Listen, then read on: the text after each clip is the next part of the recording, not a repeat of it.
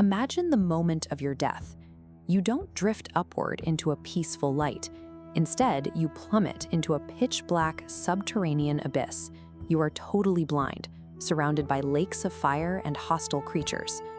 Popular culture frequently misrepresents the text that navigates this space, casting it as a sinister, cursed grimoire. Hollywood depicts these spells as tools for dark priests to raise the dead or unleash ancient plagues. The historical reality is the exact opposite. These spells were designed to be fiercely protective. The ancient title for this corpus translates to the Book of Coming Forth by Day. It functioned as a defensive manual, providing the specific knowledge required to move forward out of the shadows. The manual was necessary because of a spiritual crisis. To the ancient Egyptian mind, the human entity was a composite of several functional parts. At the moment of death, this unified soul shatters into fragile pieces: the physical body, the life force, the personality, the name, and the shadow, which all drift apart. Without a way to reunite these parts, they become vulnerable to the hazards of the underworld. The Egyptians called this the second death, the total, irreversible annihilation of a person's existence. To prevent this metaphysical destruction, the elite required an immediate, esoteric countermeasure to carry physically into the tomb. Notice the dense, cursive hieratic script and the specific instructions highlighted in red ink. This document is a bespoke, highly individualized toolkit. Scribes produced these manuscripts as customized collections of survival spells, tailored to the specific theological preferences and budget of the person commissioning them. The spells were remarkably versatile. For the magic to activate, the text had to be in direct physical proximity to the body.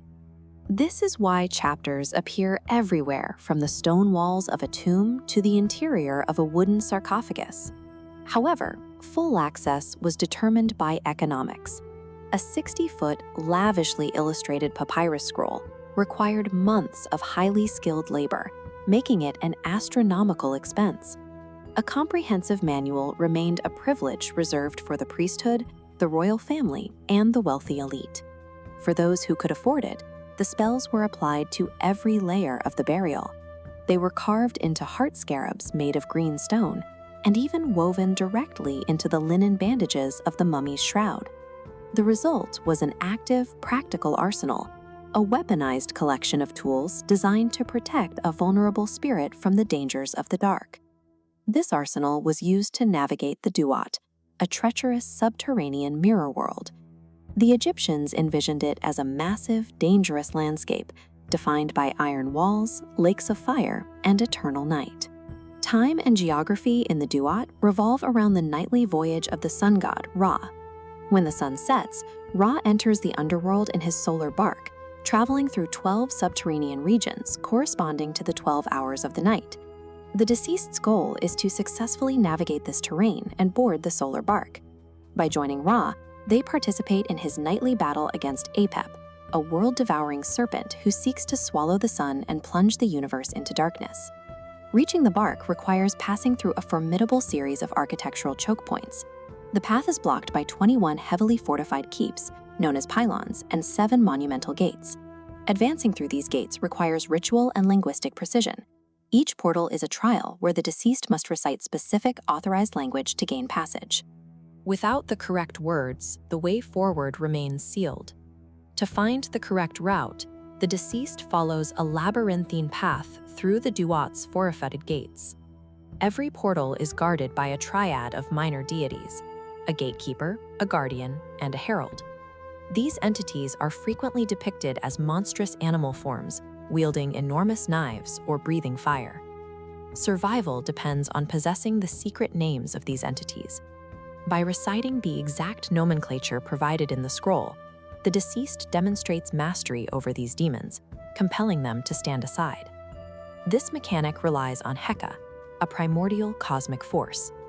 In Egyptian theology, thought and spoken words are unified with physical reality. To speak a secret name with authority is to manifest the power to control it. When names aren't enough, the manual provides transformation spells. These allow the soul to biologically mimic nature to bypass specific hazards. A deceased person might transform into a swallow to move through the sky, or a lotus, which mimics the daily cycle of solar rebirth. This pragmatic approach defines the Egyptian afterlife. Empowered by Heka, the deceased does not petition the gods for mercy. They use performative magic to command their own survival.